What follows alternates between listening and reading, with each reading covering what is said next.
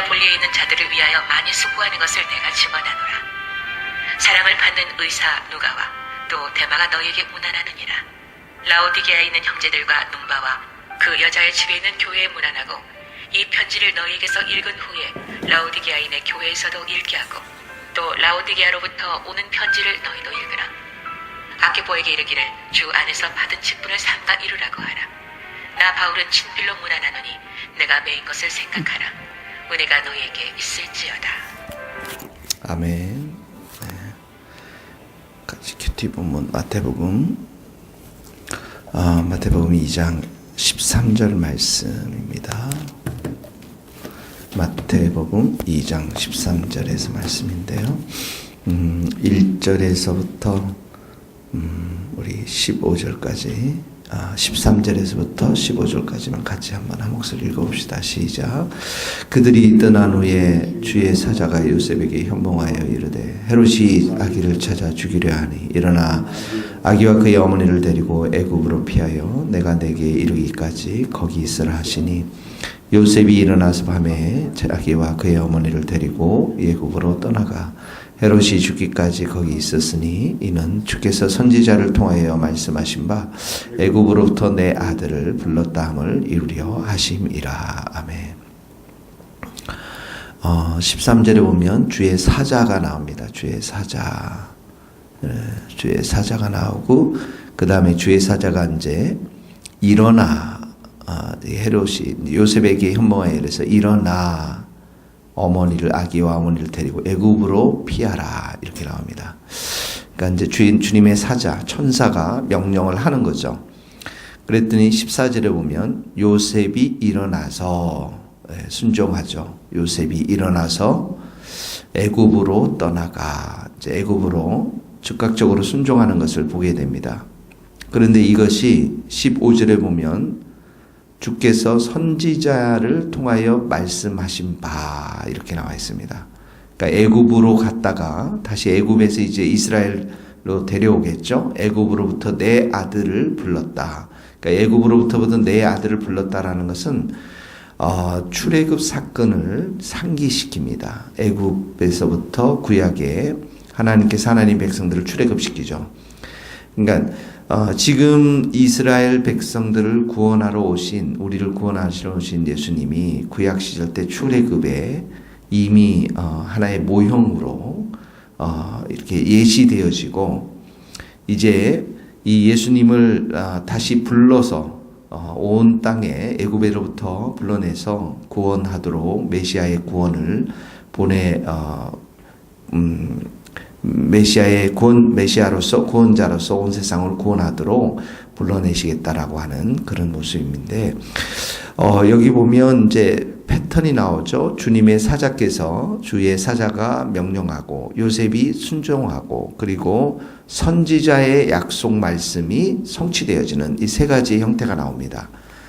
명령하고 주의 사자가 그 다음에 순종하고 그 다음에 이미 구약에서부터 이것은 약속된 말씀이었다. 똑같은 패턴이 뒤로 나옵니다.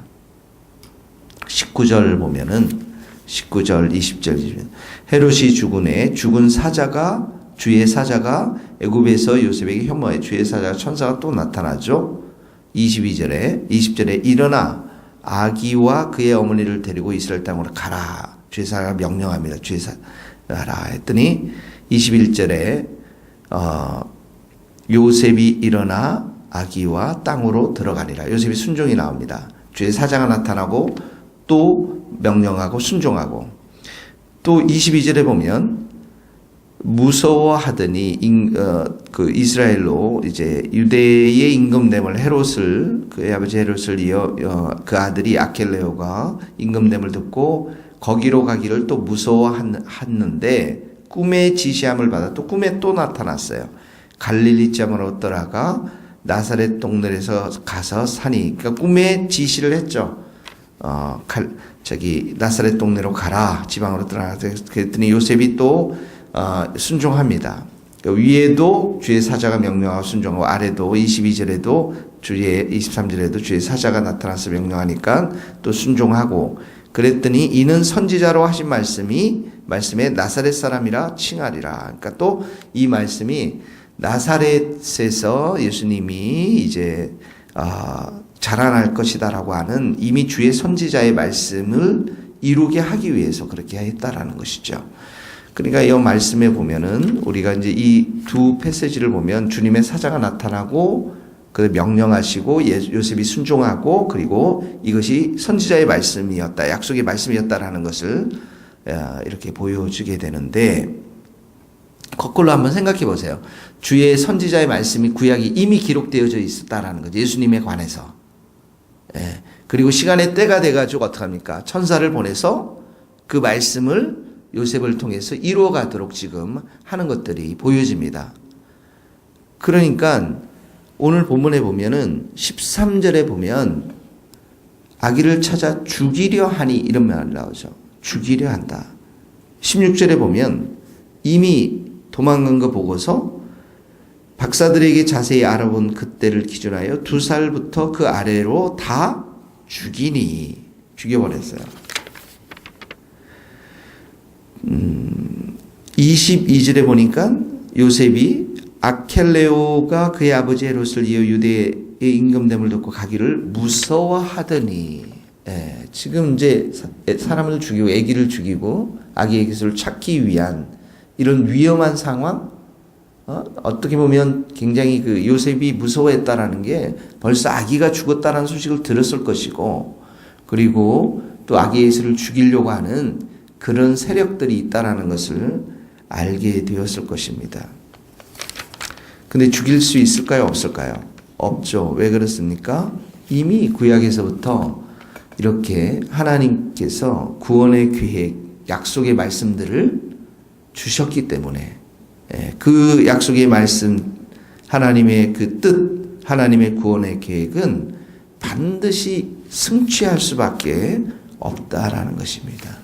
헤롯이 이렇게 임금으로서 왕에 있고 권인세가 있고 이런 군인들을 동원해서 아무리 샅샅이 찾으려고 해도 이런 위험한 순간에서도 하나님의 구원의 계획은 여전히 성취되고 이루어지고 있다라는 것이죠. 결국은 어떤 인간의 계략과 세상의 위협으로부터도 이런 하나님의 뜻에서 뜻을 좌절시키지는 못한다라는 것입니다. 세상은 하나님의 사람들을 위협하고 핍박하지만, 그러나 하나님의 그 보호하심, 하나님의 그 구원하심, 하나님의 그 신실한 약속의 말씀들은 여전히 성취되고 있다는 것이죠. 오늘날도 우리가 세상을 보면 하나님이 없는 것처럼 보이고 교회가 약화된 것처럼 보이고 성도들이 아무것도 아닌 것처럼 보이지만, 여전히 이런 속에서도 하나님의 뜻은 교회를 통해서, 성도를 통해서 이루어가고 있다는 것이에요. 그러니까 오늘 이 시대의 가운데 가장 중요한 게 뭡니까? 약속의 말씀, 하나님의 뜻, 하나님의 마음. 그게 무엇입니까? 이 교회를 향해서 교회가 든든히 서서 하나님의 나라가 이 땅 가운데 임하는 것. 정말 주님을 알지 못하는 자들이 주 앞에 돌아오게 하는 이 모든 일들 속에서 교회를 통해서 예수님이 하셨던 일들을 이루어 가시도록 하는 것. 이것이 이미 지금도 보이지 않지만 하나님의 그 역사를 통해서, 섭리를 통해서 이루어가고 있다라는 것입니다. 이 말씀을 생각하면서 우리는 환난과 어떤 어려움들이, 개인적인 어려움들, 또 교회적인 어려움들이 있지만 반드시 끝내 우리가 승리의 길로 갈 수밖에 없다. 하나님께서 그 우리를 통해서 이루고자 하는 그 뜻이 이루어질 수밖에 없다라는 사실들, 우리가 믿음을 가지고 오늘도 순종하며 나가야 될 것입니다. 또 하나는 22절에 보면 이제 무서워해서 요셉이 꿈에 지시하는 땅으로 가게 됩니다. 그 땅이 어느 땅입니까? 23절 같이 읽어봅시다. 23절 말씀 시작. 나사렛이란 동네에 가서 사니 이는 선지자로 하신 말씀에 나사렛 사람이라 칭하리라 하심을 이루려 하십니다. 예수님이 어디서 자랐다고요? 나사렛에서 자랐습니다. 나사렛은 아주 작고 보잘것없는 그런 땅이었기 때문에 사람들이 멸시를 했습니다. 사람들이 그러잖아요. 나사렛에서 무슨 선한 것이 나오겠느냐 이러잖아요. 우리나라로 뭐 어딜까요? 하여튼 그런 동네가 있을 거라고 생각이 드는데 아주 작고 초라한 땅, 이런 땅에 사람들은 전혀 기대하지 않는 그런 땅에, 소박하고 약한 곳, 그런 땅에서 예수님이 자라나게 하셨다라는 것입니다. 예수님이 자라나셨다라는 것이죠. 우리 대천덕 신부님이 강원도 황지에 가서 한국 교회를 위해서 한 해 2만 명이 넘는 사람들이 그 예수원을 방문해서 이 한국 땅을 위해서 중보기도 하도록 평생 그런 삶을 살았잖아요. 그 강원도 산골 그런 곳에서 아들도 그 분교에 보내고, 그런 분들을 통해서 하나님은 이 땅 가운데서 일을 해나가신다라는 것이죠. 우리가 아무리 작고 보잘것없고 초라해도 그게 문제가 되는 것이 아니라 중요한 것은 하나님이 함께 하시는가, 또 하나님을 우리가 의지하고 있는가, 하나님의 마음이 그들과 이 초라한 곳에 함께 있는 것인가, 하나님의 구원의 약속, 하나님의 구원의 계획, 하나님이 함께 하심이 있는가, 이것이 가장 중요하다라는 것이죠. 그래서 많은 사람들 중에서는 이런 말을 하는 분들이 있어요. 대형 교회에서는 사람이 안 나올 것이다. 나오기가 참 어렵다. 이런 말 있는데요. 뭐 다 믿고 싶지는 않지만 그래도 정말 가난하고 연약하고 부족한 곳이지만 그런 곳에 하나님이 함께 하신다면 정말 하나님이 쓰시는 사람들이 그런 곳에서 나온다라는 것이죠. 우리 새교회도 작고 보잘것없지만 이곳에 하나님이 우리와 함께 하시고 하나님의 뜻이 우리와 함께 하셔서 우리로 하여금 하나님의 귀한 뜻을 이루어드리는 복된 교회, 우리 모든 성도들이 될 수 있기를 주님의 이름으로 축복합니다. 기도하시겠습니다. 하나님 아버지 감사합니다. 헤롯이 아무리 예수님을 죽이려고 해도 죽일 수 없었던 것은 이미 하나님께서 구약에서부터 약속하셨고 구약에서부터 계획하셨던, 아니 영원 전부터 계획하셨던 하나님의 구원의 계획이었고, 그 하나님의 구원의 계획이 시간이 되어서 천사들을 통해서 또 순종하는 요셉을 통해서 이루어갔던 것들을 보게 되면서 우리 하나님의 보호하심과 우리 하나님의 역사하심과 우리 하나님의 구원의 그 계획들을 찬양하며 경배하며 높여드립니다. 하나님 아버지, 우리도 그 하나님의 구원의 계획을 믿음의 눈으로 바라볼 수 있는 귀한 마음을 더하여 주시고, 오늘 요셉에게 나타나서 꿈으로 보여주신 그 하나님 앞에 즉각적으로 순종했던 요셉처럼, 의로웠던 요셉처럼 우리도 그런 요셉의 순종함들을 갖출 수 있도록 주님 도와주시옵소서. 하나님 아버지, 나사렛 사람들이 정말 보잘것없는 곳이라고, 그곳에 무슨 선한 것이 나오겠느냐라고 인식하며 떠들며 무시했던 그 땅에 예수님이 자라나셨습니다. 하나님, 우리 교회도 또 이 땅의 많은 작은 교회들, 개척교회들, 또 시골 곳곳의 동네에서도 보잘것없고 연약하고 부족하지만 그곳에 하나님이 함께 계시고 하나님이 역사하시고 하나님이 뜻이 그들과 함께 있다면, 아버지여, 참으로 아버지의 선한 뜻을 이루어 가게 됨을 저희들 믿고 또한 감사를 드립니다. 우리의 낮고 낮은 작은 이 보잘것없는 우리의 모습 앞에 하나님 아버지, 우리가 참으로 낙심하지 않도록 도와주시고 우리의 연약함을 통해서 보잘것없는 것을 통해서 이루어 가실 하나님의 놀라웠고 크신 구원의 계획을 믿음의 눈으로 바라볼 수 있도록 도와주시고, 하나님이 우리와 함께 계심에 감사하며 기뻐하는 우리 모든 성도들 될 수 있도록 축복하여 주옵소서.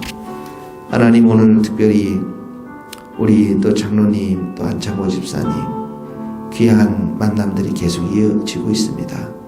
오랫동안 기도해왔던 이 귀한 일들 아버지의 뜻을 이루어 주시고 가장 선한 길로 인도하여 주옵소서. 또 아프고 가정적으로 힘든 우리 귀한 지체들 아버지 하나님 찾아가 주시고 만져주시고 위로하여 주옵소서. 예수님의 이름으로 기도하오며 지금은 우리 주 예수 그리스도의 은혜와 하나님의 크신 사랑과 성령님의 교통하심이 우리 모든 성도들 성교사님들 머리 위에 이제로부터 영원토록 함께 하시기를 간절히 축원하옵나이다. 아멘.